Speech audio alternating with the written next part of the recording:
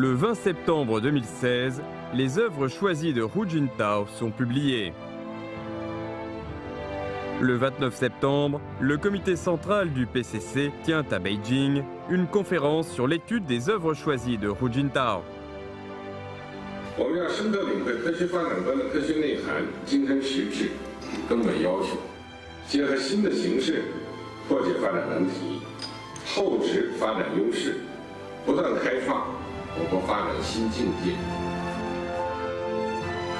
Ces propos sont catégoriques et retentissants.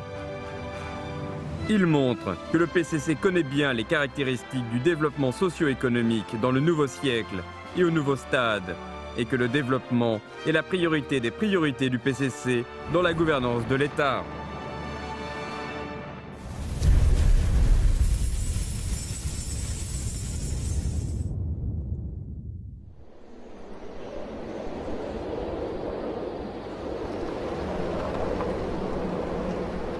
En décembre 2002, le nouveau secrétaire général du comité central du PCC, Hu Jintao, se rend à Xibaipo, au pied du mont Taihang. C'est le haut lieu de la révolution chinoise. Au siège du deuxième plénum du 7e congrès du PCC, Hu Jintao rappelle deux « il faut » que Mao Zedong disait ici.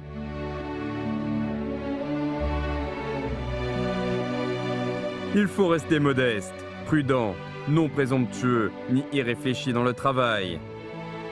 Il faut persévérer dans la simplicité de la vie et dans l'ardeur à la lutte.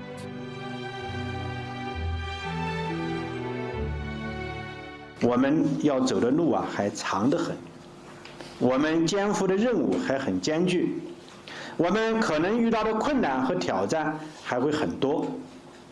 我们必须始终谦虚谨慎，艰苦奋斗。 Et les difficultés et défis arrivent. Au printemps 2003, la Chine est soudain frappée par l'épidémie de SRAS. Au pire de la crise, Hu Jintao se rend au Guangdong pour diriger la lutte contre l'épidémie en première ligne. Le comité central du PCC envoie un groupe d'enquête pour évaluer la situation sur place. Le 17 avril, Hu Jintao préside une réunion du comité permanent du bureau politique du comité central du PCC à Beijing.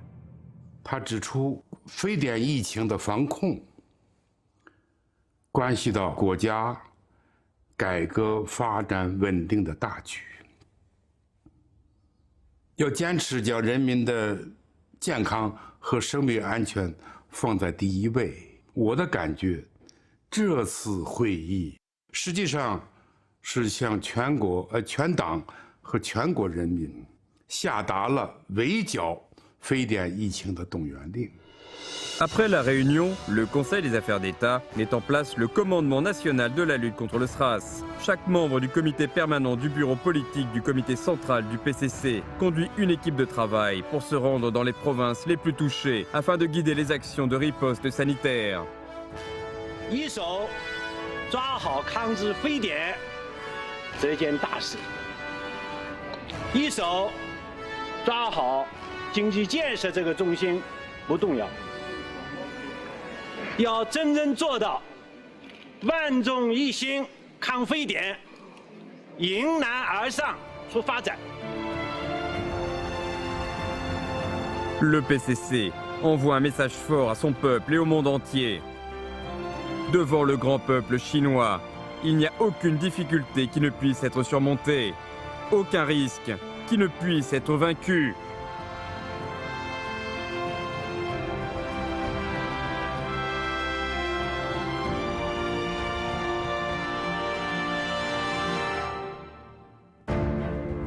En juin, l'OMS lève son avis de limitation de voyage à destination de Beijing et retire en même temps la ville de la liste des zones contaminées par le SRAS.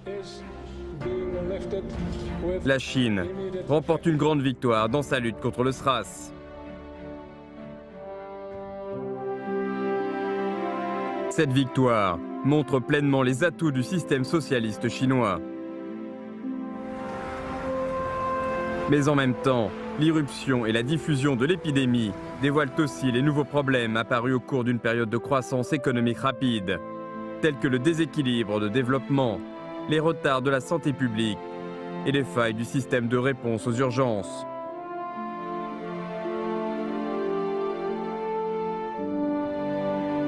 La question de savoir quel développement doit-on réaliser et comment le réaliser se pose désormais aux communistes chinois.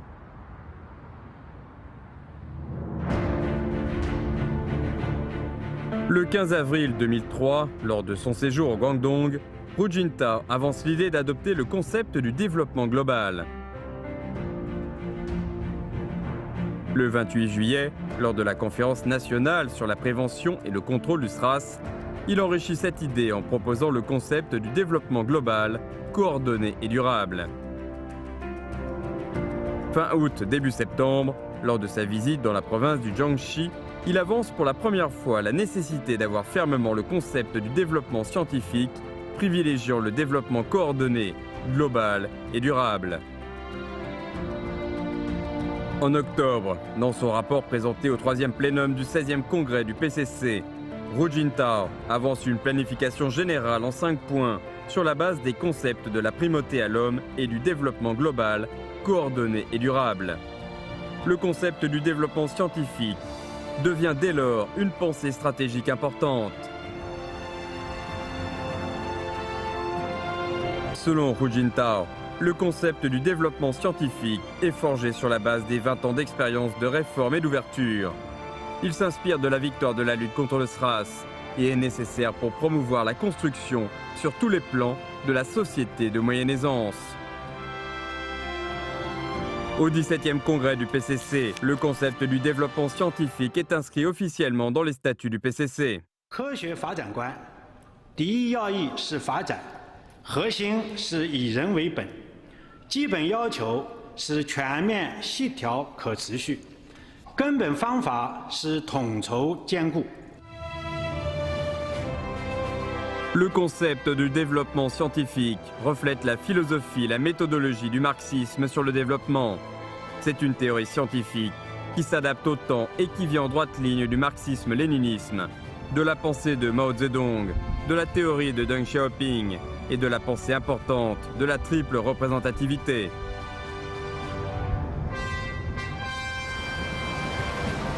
Une théorie scientifique joue un important rôle directeur dans la pratique. À la lumière du concept du développement scientifique, la réforme du système économique en Chine progresse pas à pas vers les domaines et maillons clés. Le développement des entreprises publiques met désormais l'accent sur la qualité grâce à une optimisation des structures. La CRECG, autrefois entreprise relevant du ministère des Chemins de Fer, fait une reconversion managériale dans la réforme du système de l'économie de marché socialiste. Elle se détache du ministère et s'émancipe de la gestion directe par le gouvernement. En décembre 2007, elle est cotée en bourse à Shanghai et à Hong Kong. Depuis, cette grande entreprise publique saisit les opportunités sur les marchés chinois et étrangers pour réaliser un développement rapide et se mettre dans les top 500 des entreprises dans le monde. Chemin de fer à grande vitesse, Beijing-Shanghai, port en eau profonde Yangshan de Shanghai. Ces travaux, aux performances mondiales, sont pris en charge par les entreprises publiques chinoises réformées comme la CRECG, qui constituent désormais les piliers de l'économie nationale.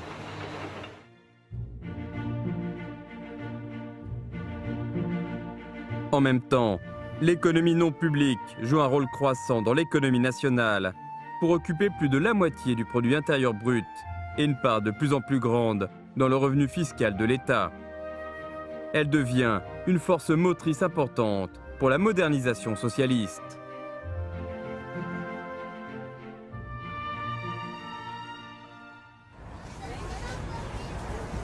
La primauté à l'homme est au cœur du concept du développement scientifique.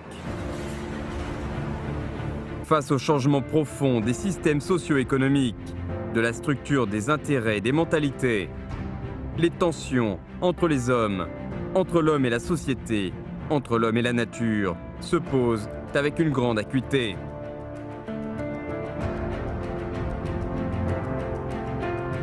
Pour appliquer sur tous les plans le concept du développement scientifique, le 4e plénum du 16e congrès du PCC en 2004 avance clairement la stratégie de construire une société socialiste harmonieuse et en fait un contenu important dans le renforcement des capacités de gouvernance du PCC. Construire une société socialiste harmonieuse, c'est d'abord réaliser le respect mutuel et la bonne entente entre les hommes. 我们要构建的社会主义和谐社会，是经济建设、政治建设、文化建设、社会建设协调发展的社会，是人与人、人与社会、人与自然整体和谐的社会。 Ainsi, la cause du socialisme à la chinoise s'élargit de 3 domaines, à savoir la construction économique, politique et culturelle au 4e, qui est la construction sociale.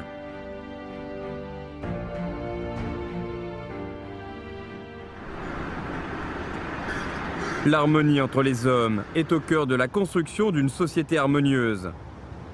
Il s'appelle Guo Mingyi. Il travaille à la mine de Qidashan du groupe Han Steel dans la province du Liaoning. Pendant 15 ans, il a fait chaque jour 2 heures supplémentaires. En 16 ans, il a donné un total de 120 000 yuan, soit la moitié de ses revenus, pour aider des élèves ou des collègues en difficulté.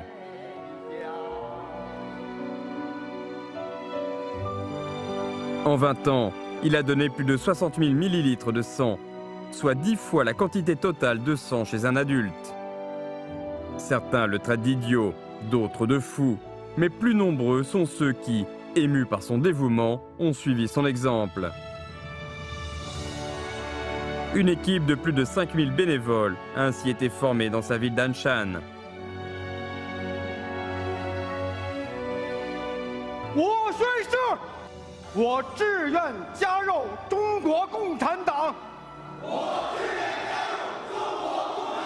Le 1er juillet 2011, Guo Mingyi se déplace à Beijing pour conduire les nouveaux adhérents au PCC à prêter serment lors de la soirée de gala dans le cadre des célébrations du 90e anniversaire de la création du PCC.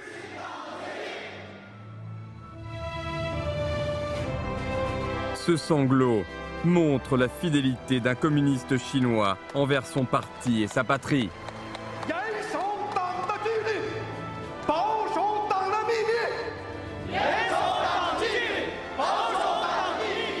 Hu Jintao donne des instructions.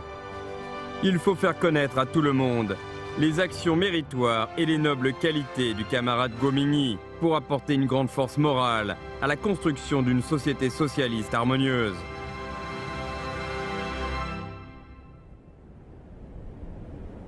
Un autre volet important de la promotion du développement scientifique et de l'harmonie sociale, c'est de coordonner le développement des différentes régions. Le plateau du Qinghai-Tibet était alors la dernière région chinoise à ne pas être encore desservie par le chemin de fer. Dans les années 1950, le comité central du PCC prend la décision de construire un chemin de fer jusqu'à Lhasa, alors qu'un voyageur occidental est catégorique pour dire qu'à cause de la cordillère de Kunlun, aucun chemin de fer ne pourra aller jusqu'à cette ville. À la charnière des 2 siècles, le comité central du PCC fait un nouveau plan sur le développement coordonné entre les régions. La 2e tranche de la ligne ferroviaire reliant Golmud dans le Qinghai à Lhasa au Tibet est mise en chantier. Parmi les 100 000 constructeurs du chemin de fer, nombreux sont ceux qui se préparent à travailler au péril de leur vie. En effet, ils font face à 3 énormes difficultés techniques qui se posent aux experts du monde entier. Le pergélisol, le manque d'oxygène et le froid glacial en altitude, ainsi que l'écosystème fragile. Rien que pour creuser une portion du tunnel sur la première tranche de la ligne Qinghai-Tibet, 54 soldats du génie ferroviaire ont payé de leur vie.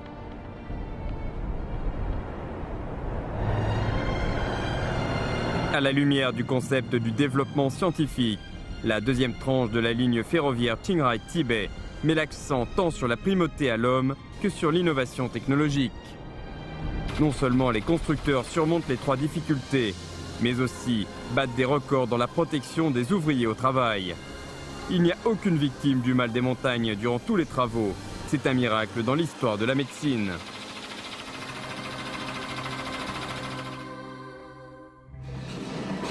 Le 1er juillet 2006, le chemin de fer Qinghai-Tibet, long de 1956 km, est mis en service. Le temps d'un Tibet sans chemin de fer est révolu à jamais. Ce rêve de générations de Chinois est enfin réalisé.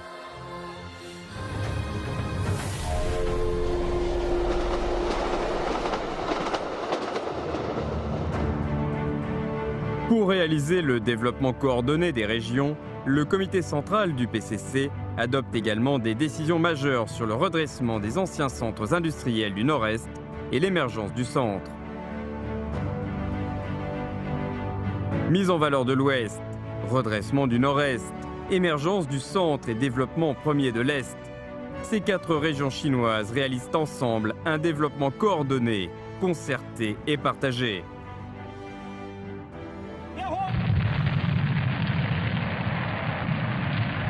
Le 15 octobre 2003, le premier vaisseau spatial habité chinois Shenzhou 5 est lancé.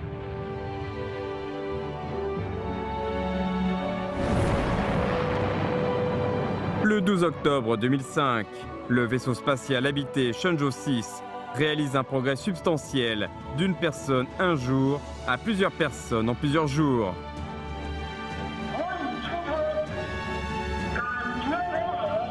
Le 27 septembre 2008, un astronaute du vaisseau spatial Shenzhou 7 effectue la mission de sortie dans l'espace, la première du genre effectuée par un Chinois. Le 18 juin 2012, Shenzhou 9 est amarré automatiquement à Tiangong 1, la première station spatiale chinoise à titre expérimental.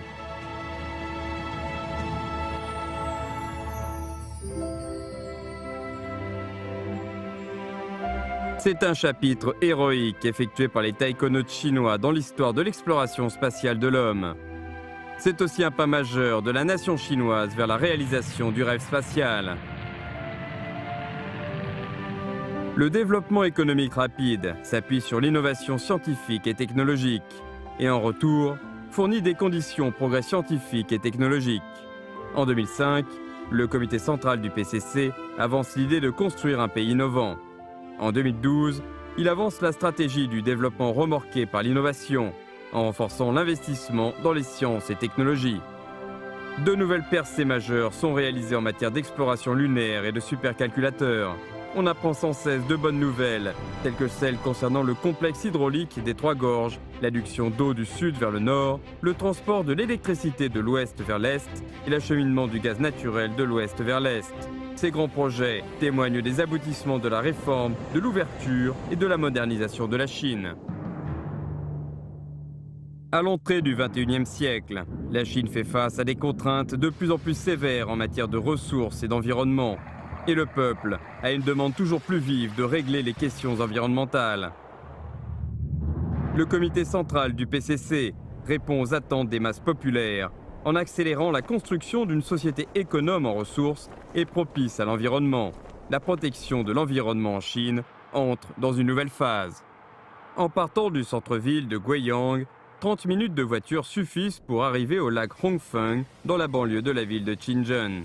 Les érables partout dans la montagne offrent une couleur vive comme des flammes qui tranchent sur l'eau limpide et émeraude du lac. Mais il y a une dizaine d'années, ces eaux étaient encore envahies d'algues bleues. Ce réservoir, qui offre de quoi boire à 50% de la population de Guiyang, voyait la qualité de l'eau se dégrader considérablement. En 2007, le premier tribunal de protection de l'environnement du pays est inauguré au bord du lac Hongfeng. Un mois après, il commence à poursuivre l'entreprise de produits chimiques en amont, responsable de la pollution. En moins de 20 jours, l'entreprise ferme toute la ligne de production. 这个案件呢，是我们国家环境公益诉讼的一个破冰之举，就是由贵阳市两湖一库管理局代表贵阳市民来就红枫湖受到污染这样一个事来提起一个公益诉讼，让某一类主体能够代表公众去提起一个公益诉讼，维护社会公共利益。 Doté de garanties institutionnelles et juridiques, le développement vert n'est pas un mot creux. Après le 16e congrès du PCC, la Chine élabore ou révise des lois sur la protection de l'environnement et adopte en premier, parmi les pays en développement, un plan national de lutte contre le changement climatique.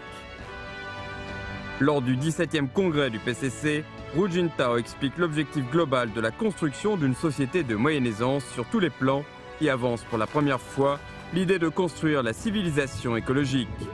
Du niveau central au niveau local, la recherche d'un développement vert se substitue progressivement à la poursuite de la croissance du produit intérieur brut.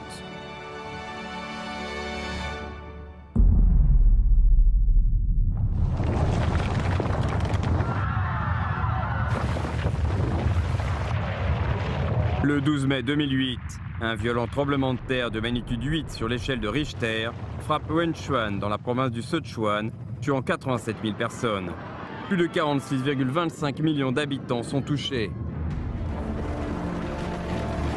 Sous la direction du PCC, la Chine organise les opérations de secours qui sont les plus rapides et qui mobilisent le plus de force dans l'histoire du pays. «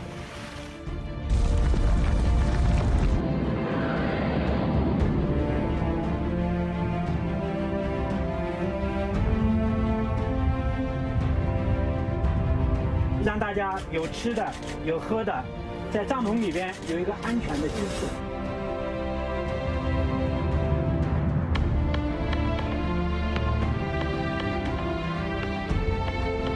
就在等你们来救我，我相信你们会来救我，你们来救我，我很感谢你们。”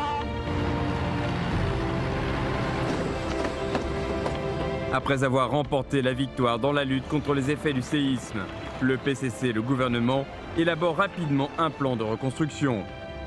Et le travail de reconstruction prévu sur 3 ans est accompli 1 an à l'avance. Cela montre encore une fois l'atout politique de la Chine de mobiliser toutes les énergies pour régler les dossiers majeurs grâce à la direction ferme du PCC, au système socialiste et à l'intrépidité du peuple chinois devant les grands défis.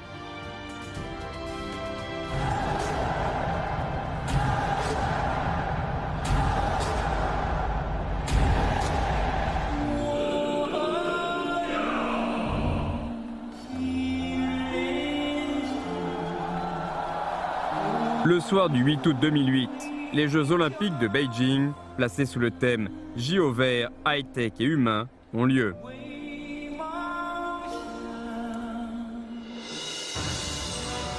Aux Jeux Olympiques et aux Jeux Paralympiques de Beijing, la délégation chinoise occupe le premier rang des nations au classement des médailles. Le pays bat ainsi son record de médailles à des Jeux Olympiques d'été.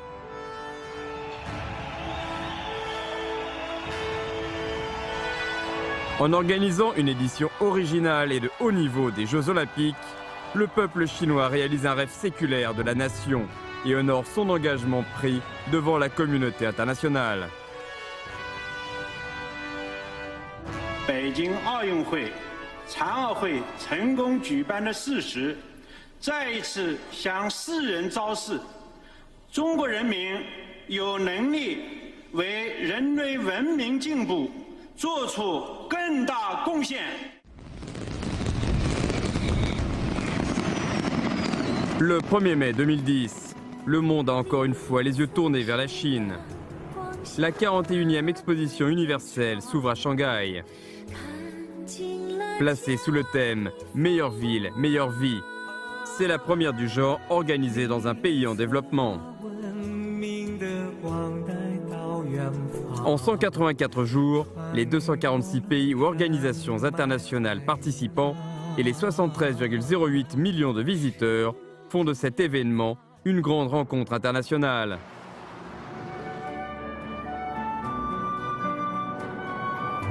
À ce moment-là, la Chine se trouve parmi les premiers à renouer avec la croissance économique sur le plan mondial après avoir surmonté la crise financière internationale de 2008. En 2010, elle détrône l'Allemagne et le Japon pour devenir la 2e économie du monde.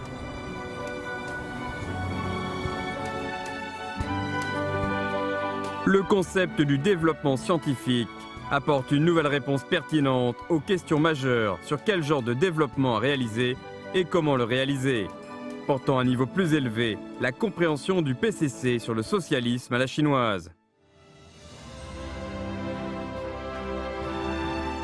En 2012, le 18e congrès du PCC le définit comme étant une pensée directrice du parti.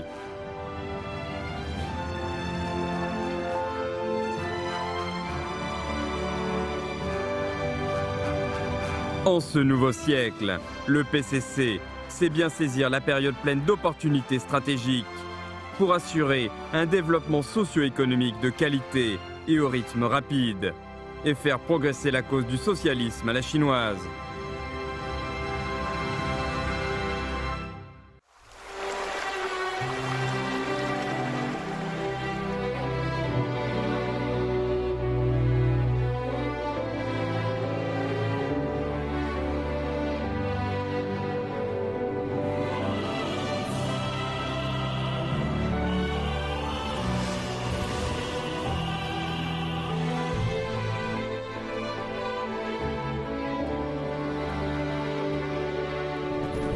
从长夜到日出，走过千山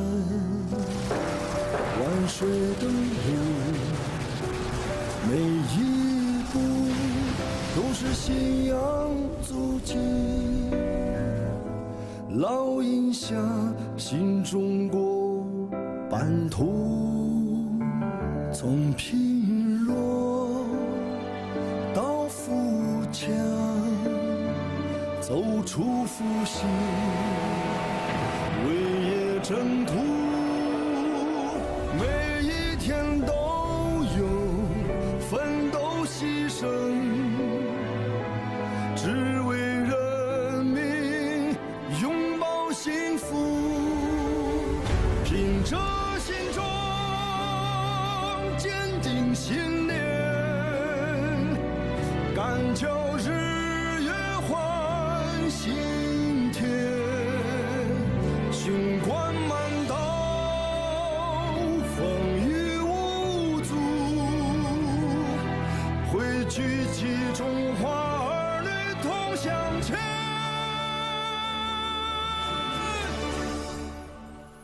从贫弱到富强，走出复兴，为业征途。